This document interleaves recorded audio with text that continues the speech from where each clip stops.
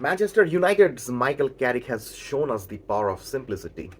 Coaching জিনিসটা সবসময় কিন্তু কমপ্লিকেটেড না। অনেক সময় আমরা কোচিং জিনিসটাকে অনেক বেশি কমপ্লিকেটেড করে ফেলি।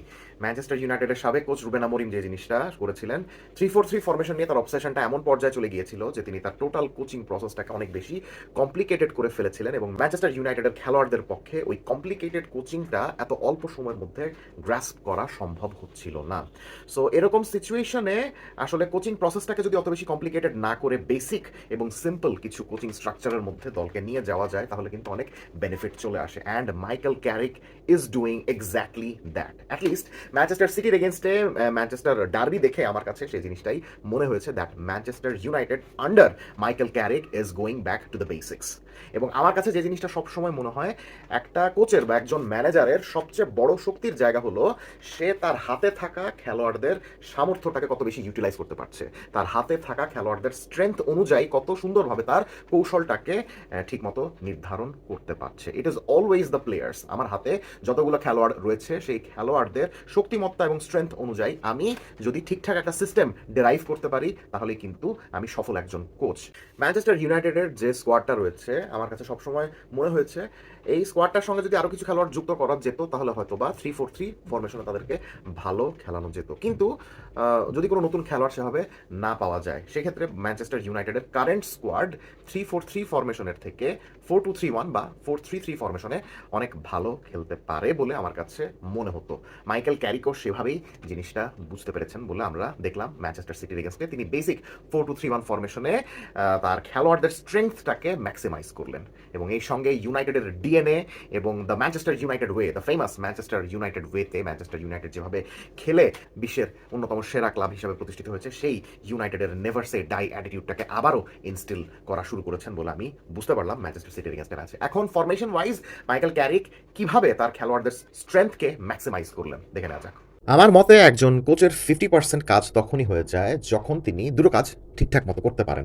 নাম্বার ওয়ান, তিনি যদি তার স্কোয়াডকে ঠিক মতো মোটিভেট করতে পারেন টু দি এক্সটেন্ট যেখানে স্কোয়াডের প্রত্যেকটা খেলোয়াড় মাঠে গিয়ে তাদের 110% দেবে।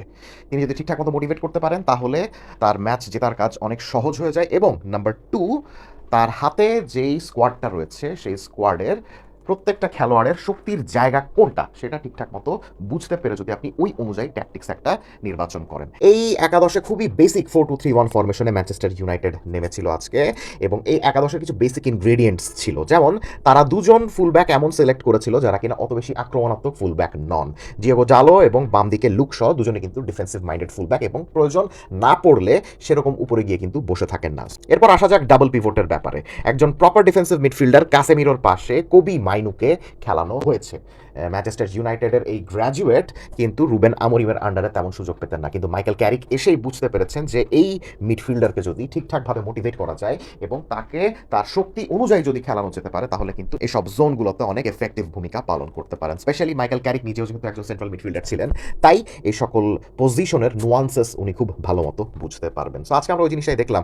অফ দ্য বল সিচুয়েশনে কোবি মাইনু অত ভালো খেলতে পারেন না, এরকম অনেক সমালোচনা আমরা গত এক বছর ধরে শুনছি, কিন্তু আজকের এই ম্যাচে আমরা একেবারেই বুঝতে পারলাম না সেটা কোবি মাইনুর খেলা দেখে। তিনি এত বেশি মোটিভেটেড আজকে ছিলেন যে মিডফিল্ডের সকল জোনগুলোতে অফ দ্য বল সিচুয়েশনেও কাসেমিরোর পাশে দুর্দান্তভাবে সামলে গিয়েছেন। আর অন দ্য বল সিচুয়েশনে তার বল ক্যারিং, তার শর্ট পাসিং, এগুলো তো সবসময় ভালো ছিলই। কাসেমিরোকে পেছনে রেখে এবং ব্রুনো ফার্নান্ডেসকে এ সকল জোনে খেলার সুযোগ দিয়ে তিনি বেসিক্যালি এ সকল জোনে একটা কানেক্টারের ভূমিকা পালন করছিলেন, which was very good.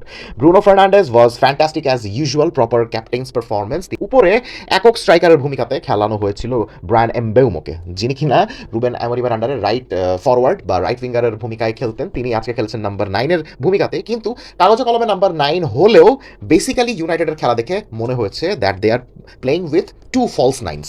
Brian Mbeumo নিচে এসে এ সকল জোনগুলোতে চলে আসছিলেন এবং তার পাশে ছিলেন ব্রুনো ফার্নান্ডেস। এবং মজার বিষয় হলো ম্যানচেস্টার সিটির ডিফেন্সিভ মিডে কিন্তু একক ডিফেন্সিভ মিডফিল্ডারের ভূমিকা পালন করছিলেন রদ্রির দুই পাশে এই এই ব্রুনো ফার্নান্ডেজ এবং ব্রায়ান এমবেমো যেভাবে প্রেসিং করে যাচ্ছিলেন এবং একই সঙ্গে মানে কোবি মাইনু এবং কাসেমিরো এভাবে একটা বক্স ক্রিয়েট করছিলেন, যেই বক্সটা ম্যানচেস্টার সিটিকে মিডফিল্ডের ব্যাটলগুলোকে সেভাবে জিততে সাহায্য করছিল না। এই বক্সের মাঝখানে রদ্রি এবং বার্নার্ডো সিলভা তেমন এফেক্টিভ কোনো কিছু করতে পারছিলেন না, এবং এমবেউমো এবং ব্রুনো ফার্নান্ডেজ যখনই এভাবে নিচে নেমে চলে আসছিলেন, প্যাট্রিক ডোরগু এবং আমাদ দিয়ালো দুজন অত্যন্ত অত্যন্ত স্পিডি উইঙ্গার এভাবে বক্সে ঢুকে যাচ্ছিলেন, যারা কিনা রুবেন অ্যামোরিমের আন্ডারে অনেক ম্যাচেই উইং ব্যাকের ভূমিকাতে খেলেছেন, বিকজ তাদের কিন্তু ডিফেন্সিভ অ্যাবিলিটিও অনেক ভালো রয়েছে। সো বাম দিকে ডোরগু এবং লুক শ এবং ডান দিকে আমাদ দিয়ালো এবং ডিয়েগো ডালোত, এই চারজন নিজ নিজ উইং ডিফেন্সিভলি খুবই ভালো মতো সামলাতে সক্ষম হয়েছেন।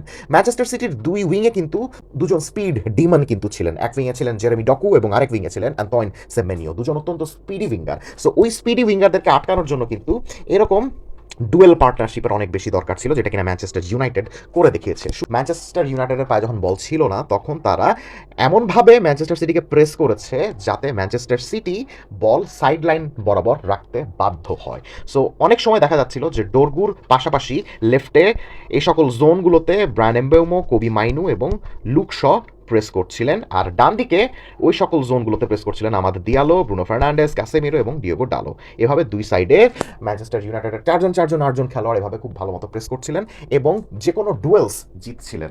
আপনি যদি মাঠের মধ্যে ডুয়েলস ভালো মতো জেতেন তাহলে আপনার ম্যাচ জয়ের সম্ভাবনা অনেক বেড়ে যায়। সো এই জিনিসটাই ম্যানচেস্টার ইউনাইটেড ম্যানচেস্টার সিটির এগেনস্টে করে দেখিয়েছে, যে তারা সেন্ট্রাল মিডফিল্ডে হোক বা উইংয়ের জায়গাগুলোতে হোক ম্যানচেস্টার সিটির এগেনস্টে অনেক ডুয়েলস তারা জিতেছে এবং বলটা নিজেদের আয়ত্তে আনার সঙ্গে সঙ্গে দ্রুতগতিতে আক্রমণে চলে গিয়েছে এবং ম্যানচেস্টার সিটির হাইলাইন এক্সপ্লয়েট করার চেষ্টা করেছে। আপনি দেখেন ম্যানচেস্টার ইউনাইটেডের যে দুটি গোলই কিন্তু ওই ধরনের সিচুয়েশন থেকেই এসেছে, যে ম্যানচেস্টার ইউনাইটেড অত্যন্ত দ্রুতগতিতে কাউন্টারে চলে যাচ্ছিল এবং কাউন্টারে চলে গিয়ে ম্যানচেস্টার সিটি ডিফেন্সের পেছনে থাকা ফাঁকা স্পেসগুলোকে এক্সপ্লয়েট করে গোল করে এসেছে।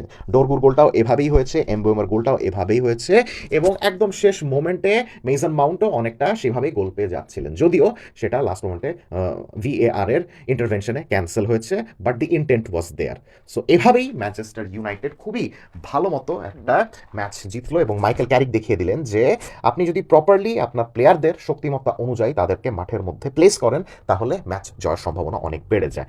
সো দেখা যাক মাইকেল ক্যারিক সামনের 6 মাসে ম্যানচেস্টার ইউনাইটেডকে এরকম আরও সুখের উপলক্ষ উপহার দিতে পারেন কিনা।